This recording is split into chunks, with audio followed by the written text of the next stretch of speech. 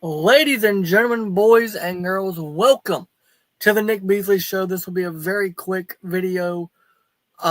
We've got my main man, one of my best friends, and one of my favorite people, Herb from the Herb and Raj podcast. Herb, tell everybody how you're doing, buddy. It is a beautiful day, and I am ready for some football this weekend. So excited to do this. Thank you for having me, Nick. Yeah, man, no pray. I texted you last night, was like, hey, can we throw together a video this week? And you made it work, so I appreciate it. We're going to talk about the first topic. He did it again. Lane burnt the bridge again. And I think this time it might be worse than the Tennessee situation because he called out the AD, and now players are saying, wait a minute, none of that happened. Now, my thoughts are, look, if you get an offer, 7 years, $91 million, $13 million annually, take the money. Who cares, right? But I do think it was kind of a dirty move. I don't know if it was Ole Miss being like, look, dude, if you're leaving, you got to go now. Or if it was LSU saying, look, we need you here to recruit. Or if it was Lane just going, you know what, I've been here for 6 years. I've built this program. Screw these kids. I'm going to LSU to coach my daughter's boyfriend, which is essentially what he's doing. By the way, for the ones who don't know, Lane's daughter is dating Whit Weeks, who is a linebacker on LSU. Kind of. I just had to throw that. I think it has something to do with him taking the job. I really do. I would say the 90 million probably has way more to do than. Oh, I'm sure it does. If she was dating some dude from Furman, like he's not going to Furman to coach. So yes, fair enough.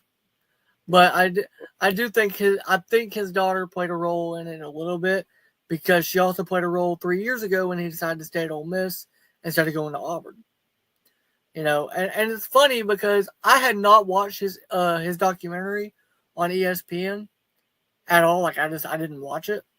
I watched it last night. I find it so funny that he was literally a few months ago talking about how he loved Oxford, how he had finally found peace, how, you know, the family was finally together. Like he finally felt like everything was lining up perfectly. And then $91 million comes knocking at his door, and he's like, yeah, see ya. I'm out. Well, I think Lane was always the kind of guy that's looking for the next best thing. And I think you can just tell by the way he's kind of traversed the college football landscape that even a little bit of the NFL, he's always the guy who's got his eyes elsewhere. So you never felt like he was a 20 years from now still an Ole Miss kind of guy.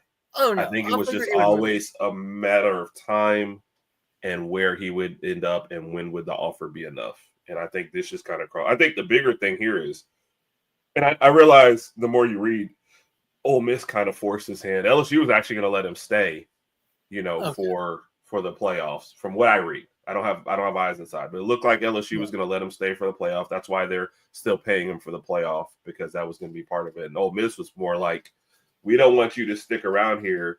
I imagine because they thought you'll coach, but you also poach. And they didn't want to see how much they leave. So if they cut bait now and he just has to go, then he can't take people with him. But I think if I was Ole Miss, I might have just hedged my bets and let him stay. Because you can't say outside of Ohio State, everyone else really looks beatable to me. And I know Indiana fans might be upset. Well, we'll see. If Indiana wins this weekend, then I'll apologize. But other than that, everyone else looks like Ole Miss would have a chance at him, I think. So I'd rather have my coaching staff intact, make a run at that title, and let the chips fall where they may afterwards. But, smart decisions.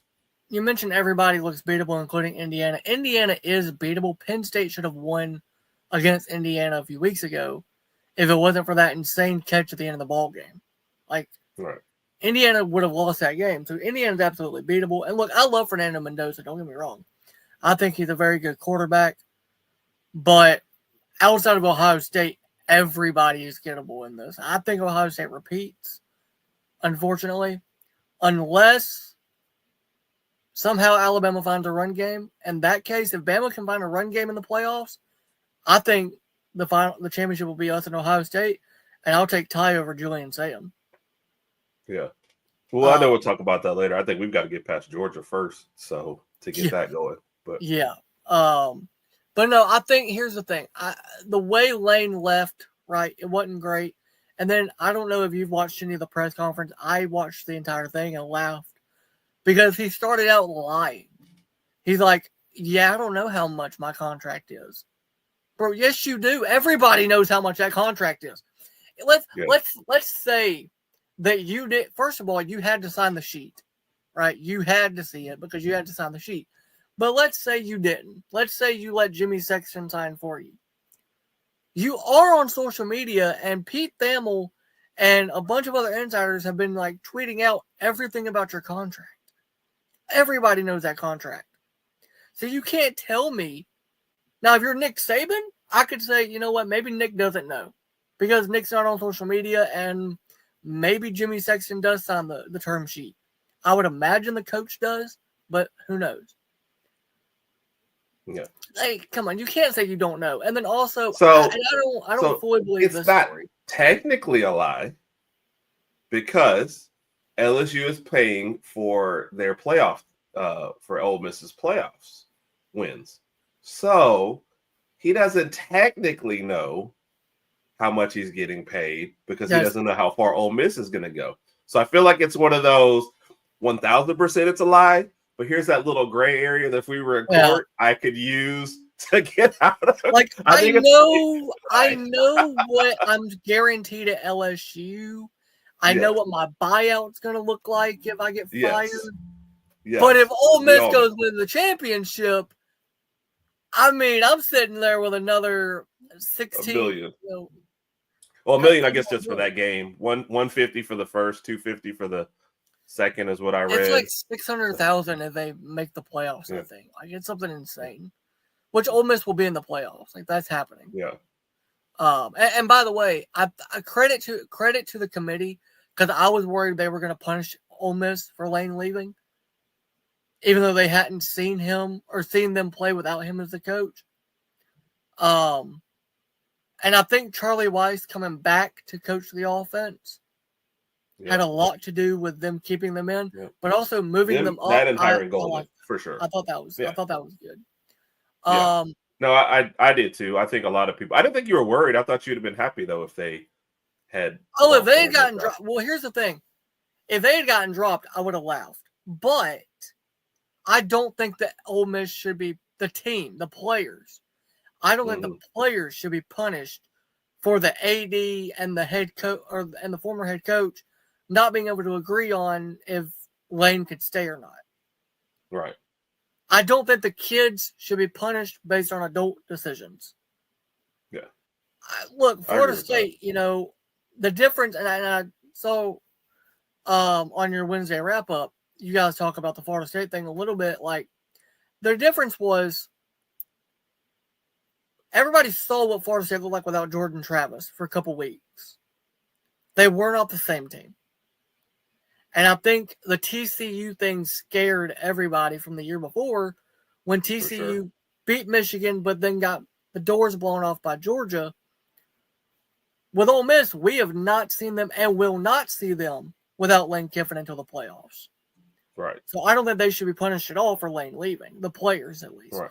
Now the school, I don't care. They're an SEC rival. Screw them. But the players like Chambliss, Lacey, those guys, they shouldn't be punished for what Lane's doing. I agree with that. Yeah, I agree with that. No, I think Ole Miss made the right moves to confirm that, and I think the committee did the right thing. They're still a dangerous team, and they still have most of the coaching staff intact. I mean, we'll see. The bigger thing for them now is distraction, but I think Ole Miss is in a prime spot to still hold on to a first-round playoff game. Yeah, I think that tends to refocus everybody really quickly. So I think they'll actually be okay. And they'll get to host more than likely. That's what I just said. Well, you said first-round playoff game. I thought I said hosting a first-round playoff game will help focus everybody really quickly. Yeah. So yeah. Also, I think they'll be okay. Them naming Pete Golden the head coach, I would understand them saying, "Look, he's here. He's the interim. We'll go look for somebody." I kind of like that they're naming him the head coach permanently, though, because Yeah. I mean, you're a Bama fan. Those Bama defenses under Pete Golding weren't great. Ole Miss's defense isn't great, and they're like, "Look, dude, you've been here." But from what I heard, AJ McCarron say on the Dynasty podcast, apparently people in Oxford in that building feel more confident with Pete Golding as the coach than they did with Lane. That's interesting. I've tried not to judge it by his Bama stuff because he wasn't highly regarded, I guess, here, especially when he left. It's not often that you see a guy go from Bama to Ole Miss and take the exact same position versus, unless you're just kind of being run off.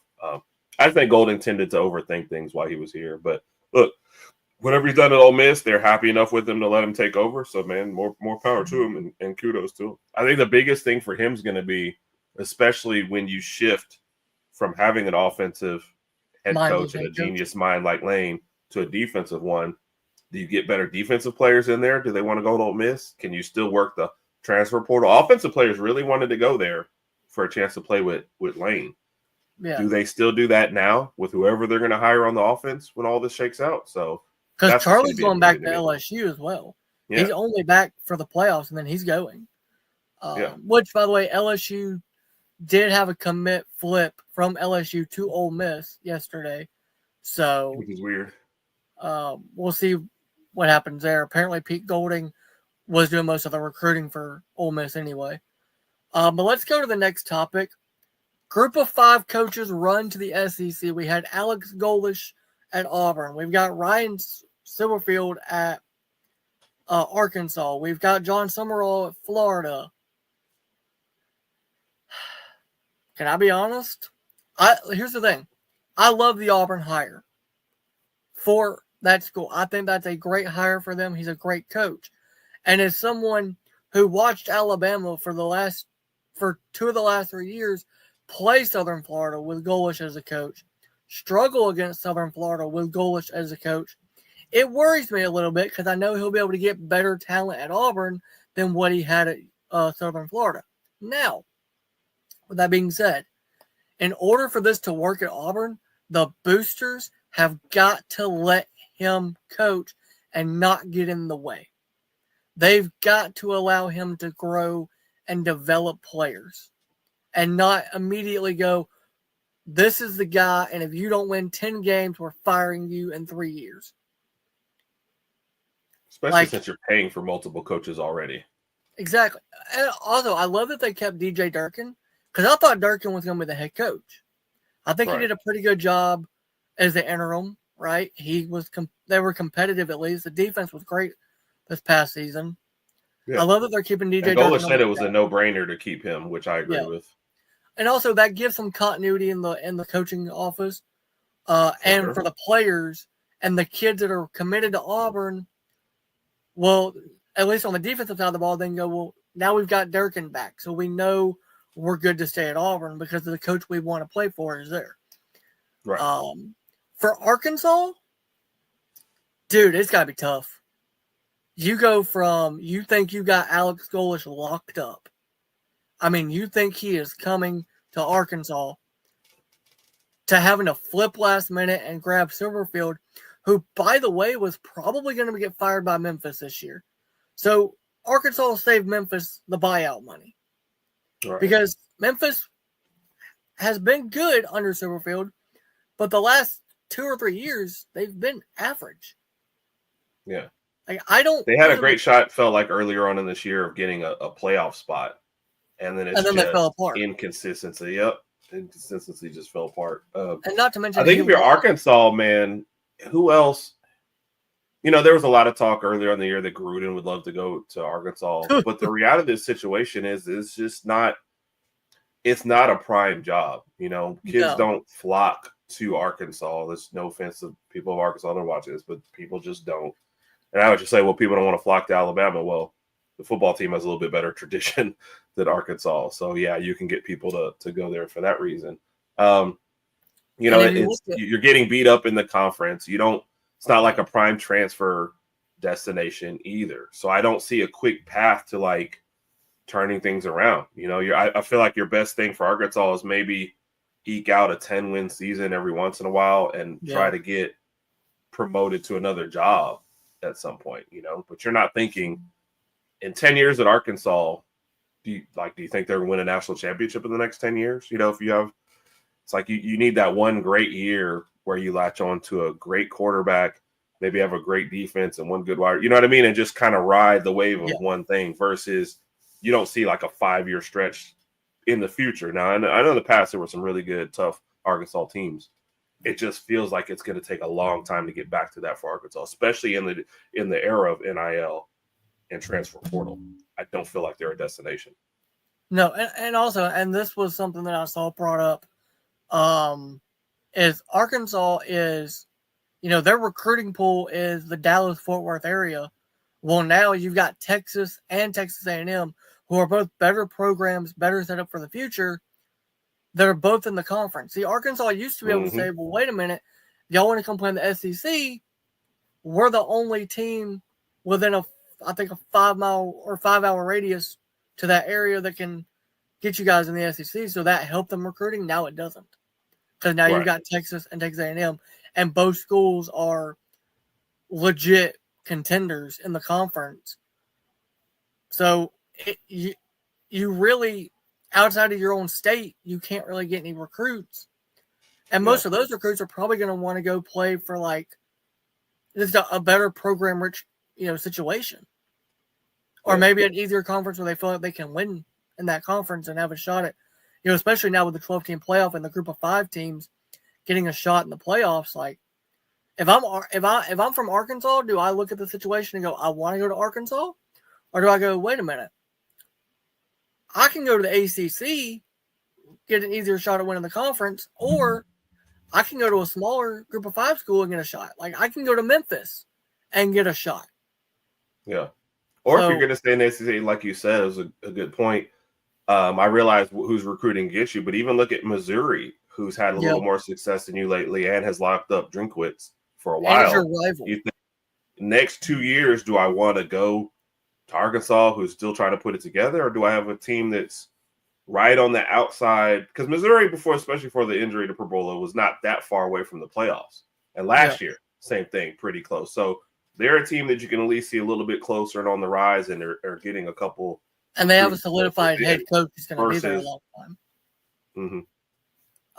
So, I mean, you're absolutely right. Like, Arkansas is in a bad spot because recruiting-wise, you're not going to get that many people to come from high school to come to Arkansas unless they're like a 2 or 3 star that no other school is looking at.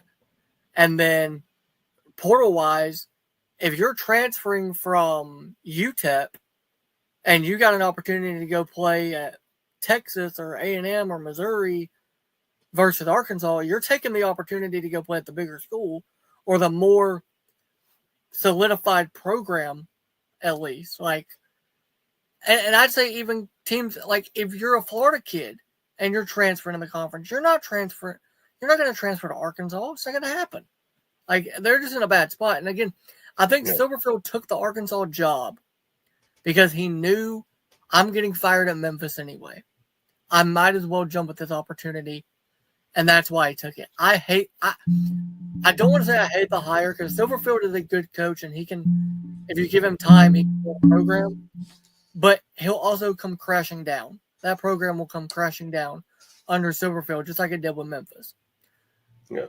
Now, I think, though, if you're going to Arkansas, if you're Silverfield, it's kind of high reward and low risk. If he wins, if he has 3 years of 8 and 9 wins at Arkansas, that's going to be a step up and a chance to maybe get somewhere else. And if he crashes and burns, we'll probably go, was it him or was it Arkansas? And there'll be questions. So I think it's well worth the risk for him. Yeah. Speaking of another group of 5, another American conference team that is losing their coach to the SEC, John Summerall has been hired at Florida. Now, I know Florida fans are angry because it's not Lane Kiffin. Lane wasn't coming to Florida because he doesn't like the AD there. That just wasn't going to happen. I truly believe that Lane Kiffin was not going to come to Florida with Scott Strickland in charge at all. It just wasn't going to happen. Summerall is a good coach. I mean, Tulane has a chance to make the playoffs if they beat North Texas Friday in the conference championship. And I love the fact that Florida and Tulane have been like, you know what, Summerall can coach. We're going to let him coach not only the conference title game, but if we win and we're in the playoffs, we're going to let him coach that too. Like I like that Florida's doing that because it's showing the Summerall that, hey, we want you to finish where you started. Right. If you want to finish, go finish. We'll wait. We can do what we need to do here until you get back. Yeah. No, I agree.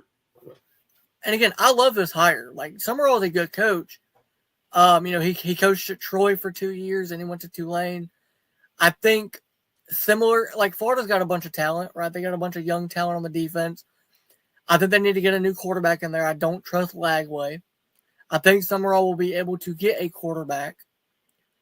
And then I think that young talent that you were worried about leaving, I think they will stay because Summerall is a good leader of men.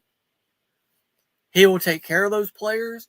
And most importantly, he will come up with a plan to help them get to the next level of their life, whether that's NFL or whether that's working a job outside of football or whether that's wanting to be a coach. I think Summerall will be able to do that and help develop those kids. And if you're Florida, yes, you have to compete with Miami for recruits and transfers, but that's really it. I mean, you can say, look, you can come here and coach and play for Summerall, or you can go to Florida State and play for Norvell, who's going to get fired in a year. Like I believe they're going to fire Norvell next year. I think they have to, or they're just waiting for that contract to run out. Mm-hmm. I love this hire, and I get it. Florida fans are mad because it's not Lane Kiffin, and they're like, well, if it wasn't Lane, we wanted Golesh. Why? Somebody mentioned we're taking another Group of 5 coach with a similar resume to Mike Norvell. Or not Mike Norvell, but Billy Napier. But Summerall at least will bring energy to that program, as Napier, he never fit the SEC billing. That's the other thing. Mm-hmm. I think the thing with the Summerall hire is Florida has to realize how far behind they are right now, and have some patience with him, kind of getting his guys in there. And that's the problem in the transfer portal era is you hire a new coach, and a year later you're like, what's going on? It's gonna take him, and it's like you said, there's some evaluations has to be done. He's immediately got to get in and figure out, do we keep Lagway? Is he worth keeping, like you said, or are we just going to let him go? What's the kind of system I want to run here? How quickly is he going to get my guys? Now, kind of look at different parallels. Kalen DeBoer at Alabama does not have the guys to run his team, but the expectations are high off the jump. So in year 2, the expectations are high. So with Florida, you have that same tradition, but not the most recent years. So are they going to be like, hey, in 2 years, we need to be committed, competing for a title? Or is it just give me 2 years to at least get to a decent bowl and let's build from there? I think patience is going to be the biggest key with Florida. I think what you said about, in 2 years, let's build and get a bowl game. If you're Florida, there's no more divisions. So you are competing with Bama, Georgia, which, by the way, DeBoer will get his guys in there next year. Like, the system next year will be DeBoer's quarterback, DeBoer's running backs. Everything will be built for Kalen to coach the way he wants to. So I think he'll be fine. I've been hard on Kalen DeBoer. I've called for his job twice this year. I called for his job all 3 times last year when we lost in the regular season. But I get it. We're going from Nick Saban and championship pedigree to Kalen DeBoer, but I now, looking at it from a bigger picture, I get it. It's a lot harder to win in this college football era because of NIL and Vanderbilt's 10-2. Think about what Kalen DeBoer walked into. It's like you just said right there. The SEC is only getting tougher, right? And to the bigger picture, you're replacing the greatest coach of all time. What I never understood with people thinking like, oh, we should win a title like in the first, second year. Saban had won 1 or 3 or 4 years, right? And Kalen DeBoer comes in and wins one, and we expect one in the first year. are you trying to say you expect him to be better than the greatest coach of all time? Like the Yeah. difference in last year's team, right, was Nick Saban probably would have squeaked out one more win and made the playoffs because he's the best coach. Kalen DeBoer is a step down from him. If he can't do what Nick Saban did, that would make him a terrible coach. We went 9-3 regular season. It wasn't like the reactions to him were a 6-6 season. I'm like, guys, the days of us just straight dominating are over. But they were over for the last 3 or 4 years. It's That's like tougher now Ohio to get State everybody right now. in. Sorry to cut you off, but like everybody looking at Ohio State right now and going, they can run the table, go undefeated. That's an anomaly in this college football, the way it is now. Like that's not going to happen every year, where a team goes undefeated in the regular season, and then straight up just blows through the playoffs and makes it look easy. Like that's special what Ohio State's doing. But to your point, a few years ago, that was Alabama. That was Georgia. Like everybody was like, yeah, those two teams are going to be the teams. They're both going to go undefeated, or maybe they'll cancel each other out and have one of them have a loss. They'll be in the conference title game. They're going to make the playoffs, and they're going to blow through everybody. Like that was the expectation, and I think to your point, when Saban retired out of nowhere, because nobody really, the fans never saw it coming. Maybe the media did, but the fans were blindsided by Saban retiring. And then 24 hours later, it's DeBoer. And I know he had just come off the national championship game with Washington. I'm excited to see if Ty doesn't stay and he goes to the NFL, which I think he's doing. I'm excited to see what Keelan will look like under DeBoer. Right. If he stays, I think he stays. But I don't know if Ryan Williams stays. I think I think he leaves. Strictly because I think DeBoer's offense will be built more around the run game and a pocket passing quarterback when he has the pieces in place to do it.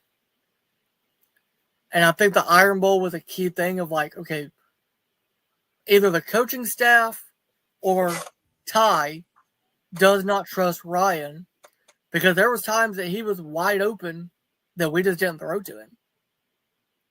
Like, yeah, but that's not on the coaching staff. That would be more like a Ty and Ryan Williams thing, who are like best friends. So I don't.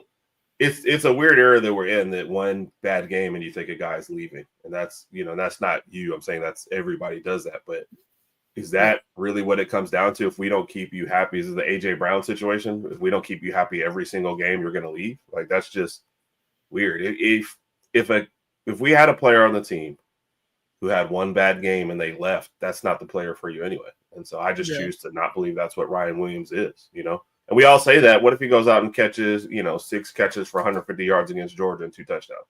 Then everybody's going to flip the whole narrative. So the other thing is, I think he'll be fine and the team will be fine. You mentioned that Georgia, Ryan does seem to play better in the bigger games. He does seem to get up and play better for the bigger games. And now Georgia's going to have all this film on Germ and on Horton from the Iron Bowl. Ryan's probably going to get open a few times. So we could see a situation like last year where we're playing Georgia and nobody's expecting it, and Ryan goes off like he did last year against Georgia at home when he had his coming out party and made Malachi Stark look like a freaking 2-star that shouldn't have been drafted. Like he embarrassed, as a 17-year-old kid, he embarrassed a 21-year-old grown man who got drafted by the Ravens this year. I hate, talking bad about Ryan because I like the kid and he's still a kid. Like, he's only 18. He hasn't even developed fully into what he will be. So I hope he stays because we are losing Germ and we are probably losing Horton. So we'll need somebody that Keelan's been throwing to consistently. And obviously we have Brooks coming back. Like, we've got talent. It's just, I don't think Mbakwe stays. I think he'll go because he just hasn't really been able to find a place. Yeah. I wouldn't be surprised if he does, but I think Ryan's going to be fine, and I think the team's going to be fine. Yeah. But let's look at, since we're talking about it, Bama has to win. I believe in order for us to make the playoffs, I know they put us at number 9 last night, but I think in order for us to make the playoffs, we have to win the conference title because everybody keeps saying if Bama loses, it's their 3rd loss, and everybody keeps going back to the loss against Florida State, and that's what's going to be what's keeping us out.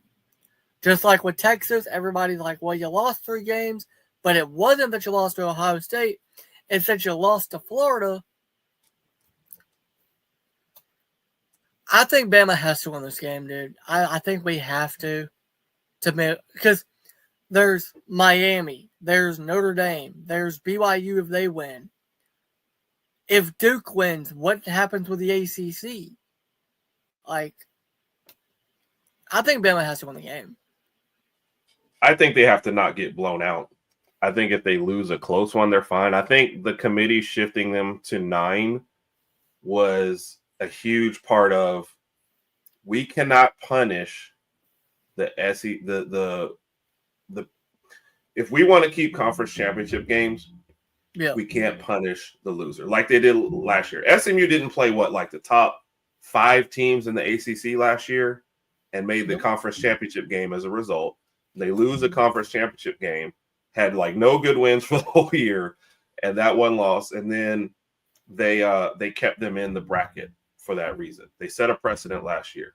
So you can't go in this year and say Bama's at 9. If they miss the SEC championship game, they would be in the playoff. But because they're going to the SEC championship game, they're going to get punished. Which, by the way, my other flip side of this is you go look at Ohio State, Indiana, and Georgia, all these teams that have nothing to gain from the conference championship games.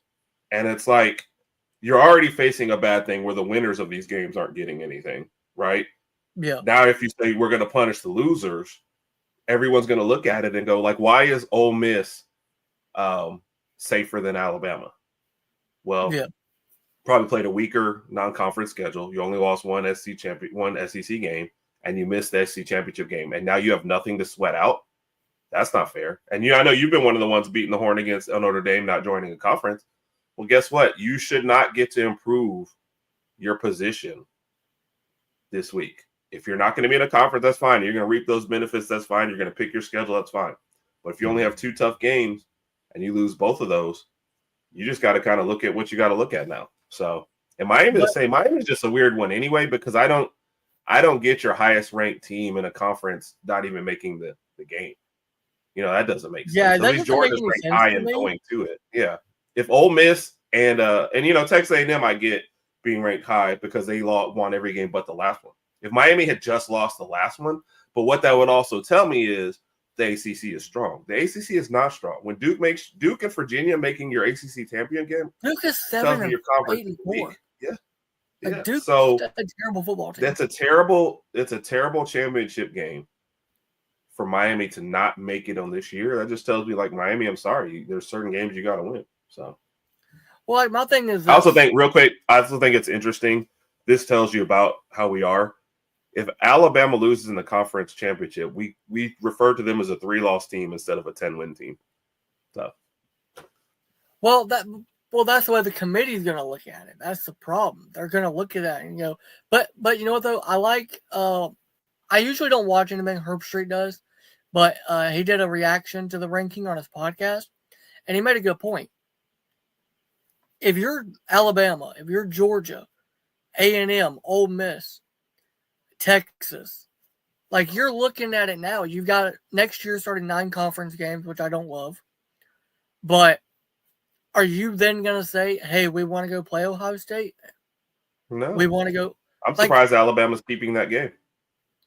Well, as of right now, they are. I don't think they actually keep it. It didn't do Texas any favors. I understand the loss of Florida looks really, really bad, but Florida still at least has a lot of talent. But if you're Texas and you drop the Ohio State game and play Miami of Ohio, and you're 10-2, you're probably okay. Now, my argument against Texas, by the way, I know it's a tangent, but you also got blown out by Georgia, so it wasn't like you were competitive in your 2 losses either, or your 2 SEC losses. But that's a whole other thing. Yeah, I just, like, If I'm Alabama, there is no way I am keeping the Ohio State series. No, at all. Because what is it going to do? Because let's say you get into conference play and you're 2-1 going into conference play. You lose. And by the way, everybody keeps looking at the Florida game as like and pointing to that for Texas. Okay, but it's not like, yeah, Florida's not a great football team, but they have a lot of talent. And also, it's the SEC, and we know from being Bama fans, it's hard to win on the road in the SEC. I mean, look at last year. Nobody in a million years thought Bama would beat Georgia at home and then a week later lose to Vanderbilt at Vandy. Nobody thought that was happening. This year, nobody thought that we would beat Georgia in Georgia. And we did, which shocked a lot of people because Georgia had not lost at home in like X amount of days or X amount of games or whatever. And it's like, yeah, it's hard to win on the road in the SEC, but it's hard to win anywhere in the SEC. Like Florida, yes, they needed a new coach and they got one, but they also had a lot of talent on that staff, on that coaching staff, and they had a lot of talent on the field. Auburn, nobody going into the Iron Bowl, dude. I thought Bama would put up 28 points and Auburn would only score 10. Nobody, I never thought that would be a 7-point game. Like, yeah. And well, we by don't the put way, teams away, but that's a whole nother thing. Because he saved us. Let's just call it what it is. Connor Talty had a legacy game and saved us. No, shout out to him. He got one of our first game balls for his performance this past week. So it's just he got booed at home against Eastern Illinois and bounced back. So congrats to him. The team just got to learn how to put teams away. That's really it. So, well, let's move on to the next topic at hand, which does cover the ACC. What if Duke wins? You then have a situation where there may be no ACC champion because the committee showed last night it's the two highest ranked conference champions at the 4 and 5 spot. Yep. Whoever wins the American, and then if James Madison was to win the Sun Belt, and Duke wins the ACC, and they're not ranked, Duke or James Madison would probably get that 12 spot, and Tulane or North Texas would get the 11 spot. Yeah. I mean, I'm ready for the chaos scenario. Don't get me wrong. The ACC has been mediocre this year. What? I don't think the ACC is difficult. I mean, you got a 7 and 5 team in your conference playing in the conference championship. That's a joke. Yeah. Both of your teams in the conference championship are not even in the top 25, which you can say what you want about rankings, but you still got to stand by that a little bit. I'm sorry, Virginia, I guess, what are they, 17? Is that what that said? Yeah, but they'd have to win to make the playoffs. Yeah. So, but neither one of them has looked good all year. Yeah, Miami, you needed to make this conference championship game. You just lost certain the only thing that saves Miami, I think, is if BYU loses to Texas Tech on Saturday. Yeah. And the committee goes back to week 1 and rewatches the Notre Dame Miami game and sees what happened. Yeah. That's it. It's by the way, weird to me that Alabama's loss against Florida State is huge, but Miami's beating Notre Dame because it was early on is forgotten. Yeah. So I don't get the double standard. That it's like, well, Ohio State's toughest game all year was Texas, but Miami, you beat a Notre Dame team, but Notre Dame's won 10 straight. Like, yeah, Notre Dame shouldn't be. And here's the thing: look, I get it. Notre Dame is a big brand. Notre Dame has the independent TV contract. They're gonna bring in a ton of money. I understand that. But you're telling me people wouldn't want to see Miami in the playoffs? They got robbed last year because of Syracuse, which Miami, you should have won that game. Yes, because you win that game, you go play SMU, you win that game, and you're in and you're a top 4 seed. But it didn't happen this year. Miami again, 10-2. At the end of the year, looking at it, going, "What do we do? we gotta wait and see what happens. Which, by the way, I love the ACC network for this. I don't know if you've seen this. They're being petty because they are showing from like, I think they're starting today until after conference Saturday. They are showing Notre Dame versus Miami from week 1 every day. I love it. Dude, I love it. I think it's like they're showing it like 15 times this week. Like they are trying to make a point to the committee. Miami beat Notre Dame. Notre Dame, here's the thing. Notre Dame has not had an impressive win, I don't think. No, all year. Miami, they beat Notre Dame. Miami also went into Pitt and destroyed Pitt last week. And I would credit, I think Miami hurt Pitt more than Notre Dame hurt Pitt. Because Pitt had to win that game at the conference title game. And also, and I don't know, I know he got hurt. Is Jeremiah Love, like, injured? Like, he may not play the I hadn't read that. Yeah, game? I hadn't read that. I thought he got hurt in the game. Or maybe they just pulled him early. I thought I read like somewhere where he got hurt in the game. Nope, I don't see anything about it. Okay. I might have read something and saw it and thought. But no, I'm sorry. Yeah, rib injury. Oh, the game against Stanford, not against Pitt, is what he injured. He left in. Yeah, that's what I'm saying. I think he got hurt or he got injured last week. Well, yeah. Who's to say that? Like, let's be real. Who's to say that the committee doesn't look at that and go, well, if you're not going to have Jeremiah Love, we can't put you in, because if you put Notre Dame in without Jeremiah Love, Florida State's got a legit gripe to go, wait a minute. A few years ago, y'all said we couldn't play without Jordan Travis, and now Jeremiah Love can be out, and y'all are going to put them in? Like, the ACC would have a legit argument about that because it happened to them a few years ago. Now, I understand quarterback, running back, two different things. Like, I don't think Jam getting hurt is going to keep Bama out of the playoffs. Right. I hate it for Jam. Because we're not built on our run game either, though. And Notre Dame has a stable of backs, so Love has been the main one. But I don't think that I don't have enough faith in this committee to pay enough attention to stuff like that anyway. They changed the criteria. They made the Arkansas AD the head of the committee. Like, that's the guy you're letting talk to. And last night, he's like, Reese Davis asked him, is everything confirmed for the teams that are not playing in conference championship Saturday? And he was like, the teams that are idle have a chance to move in our rankings. We'll re-rank on Sunday. And I'm sitting there thinking, okay, but that's really not fair to some of the teams that are playing, because what if you're BYU, you get blown out? Yeah. Or what if you're Texas Tech and you lose by a field goal or a touchdown? Like, that can't happen. Which I think everybody's expecting Texas Tech to just win the conference. I think they do. I think Georgia and Bama's a toss-up because you really don't know what's going to happen in that game. I think it comes down to whichever quarterback plays best in the fourth quarter. I think Ohio State, Indiana, I think everybody expects Ohio State to win that. But Indiana's a tough team, and that's in Indianapolis. So their fan base is going to be there. And Indiana's basketball team is playing at Gainbridge Fieldhouse at 3:30 on Saturday.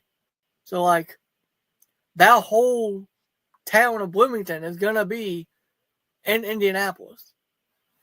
I don't know. I think if Duke wins the ACC, they should put Miami in to at least have somebody from the ACC. Yep. But at the same time, would I be okay if we have a playoff without the ACC? Yes. Yeah. Especially because you've already got A&M in there. You've got Ole Miss. You got Georgia. You got Bama. You got Oklahoma. That's 5 from the SEC. Yeah.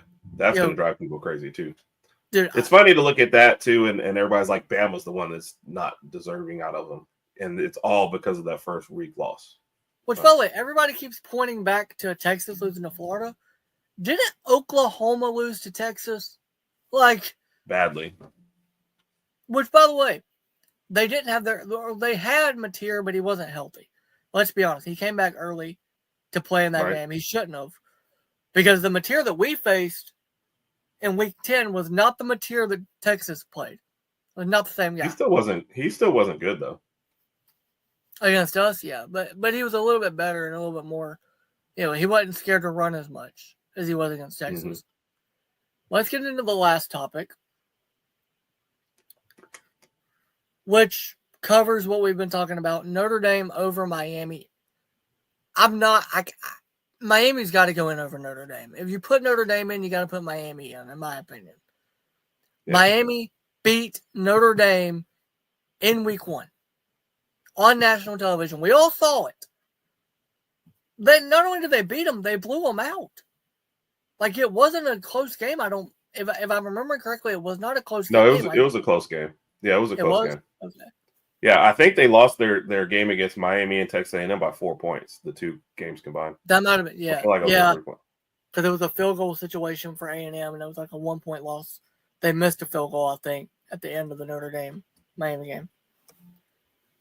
Yeah, but regardless of close win or not, like, Miami still beat them. Yeah. And Miami plays in a conference. And by the way, why don't we just put Notre Dame in the ACC?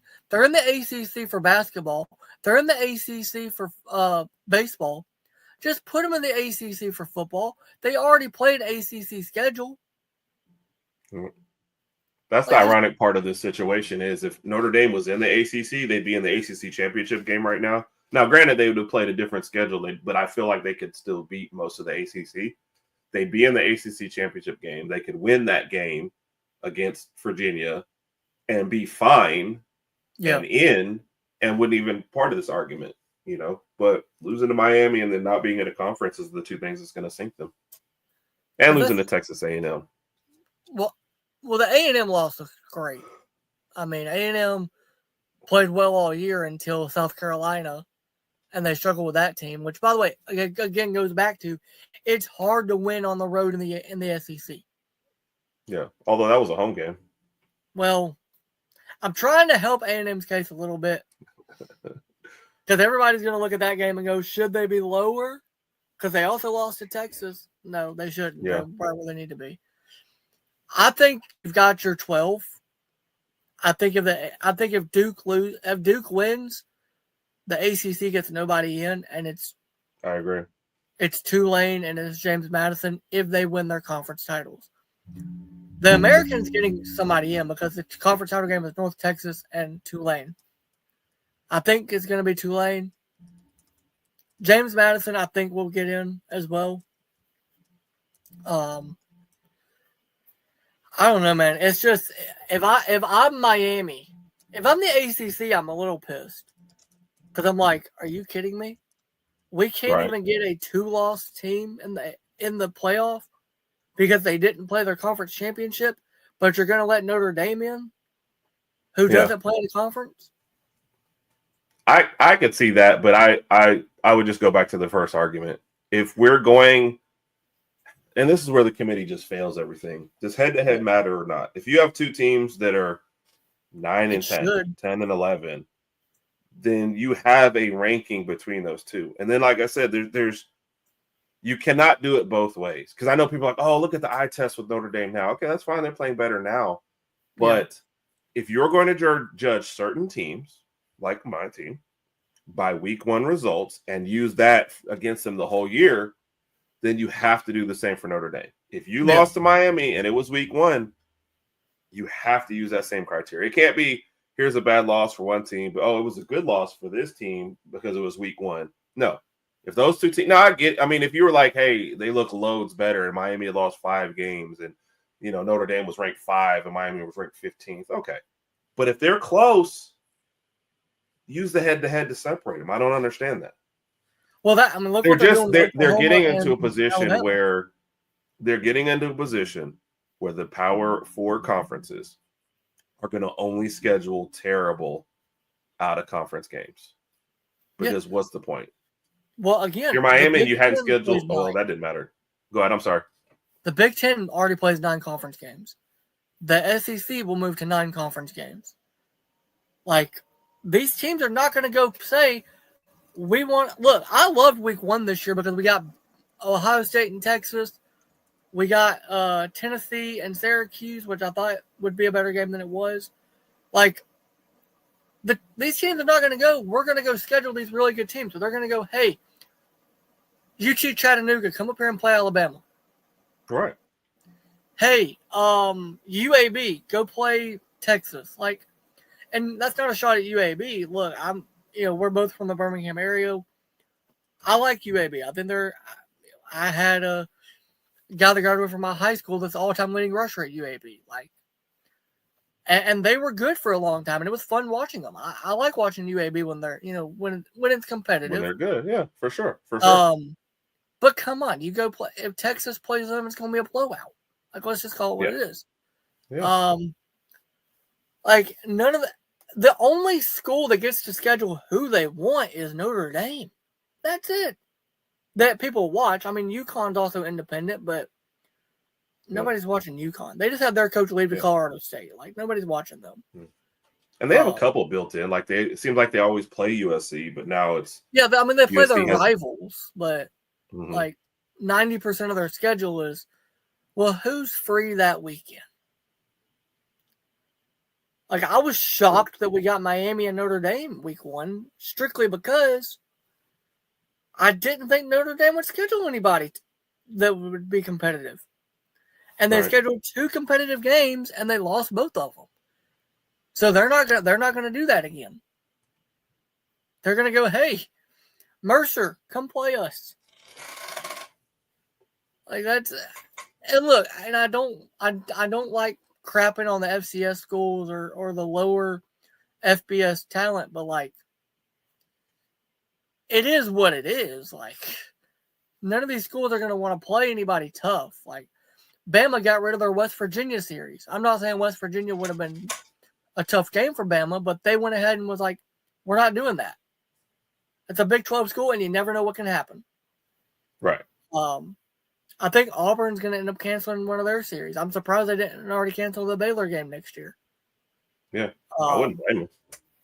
No, which, by the way, speaking of the Tide, I know you'll have it this Sunday or this Saturday when we're whooping up on them dogs. Shouts out Will Sports and Title Towel. Make sure to go get yours before this Saturday, before the championship. Make sure if you are in Atlanta in Mercedes-Benz, you are waving it. And look, I got a comment on my last live about how this is a copyright from the Steelers Terrible Towel. This is championship greatness, okay? This is what a championship towel looks like. That yellow barf towel you guys use, how many championships y'all won off that? I tell you, 1. And it was before I was even 10. That's how long it's been. But Herb, I appreciate you hopping on and doing this show. I am looking forward to tomorrow's games and tonight's conference games as well. We've got the SEC championship. We've got the Big Ten championship, the Big 12 title game. Herb dancing in his Crimson Tide gear. I know he'll have like probably 100 changes of clothes tomorrow throughout the game. Hopefully we don't need them. Hopefully Bama goes into Atlanta, takes back over the city that we own, and DeBoer gets his conference title, and then everybody can get off his back about if he can win at Bama. I'm excited to see the game tomorrow. Obviously, you know who I'm rolling with. I'm rolling with the Tide, baby. I'm going, hey, it's still Theismann season. I know Ty's not a favorite for the Heisman. Ty, go get your Heisman moment tomorrow. Make sure to blow them dogs out. Send them back to Athens with their tails tucked between their legs. Back to their driving ways, of course. Because that's about the only thing Georgia's good at. And again, guys, go to Whitwell Sports. Get you a title towel. I'm glad I have this. I will be waving this all day, just like I waved it all day last Saturday against Auburn. Again, Herb, thank you for joining. Guys, make sure to go subscribe to the Herb and Raj podcast on YouTube. Follow them on TikTok. Follow them on Twitter. And guys, if you don't follow Raj specifically on TikTok. Him and Darnell getting into these great arguments is fantastic. And by the way, guys, Herb will be posting, I'm sure, what he's going to be wearing for the game and how many outfit changes he's got for the SEC championship game. So again, guys, make sure to go subscribe to them. Again, make sure to like this video, subscribe to the channel, follow me on TikTok, Instagram, Twitter. Make sure to follow my Twitch as well. Love y'all. Thank y'all, and roll tide. Roll Tide.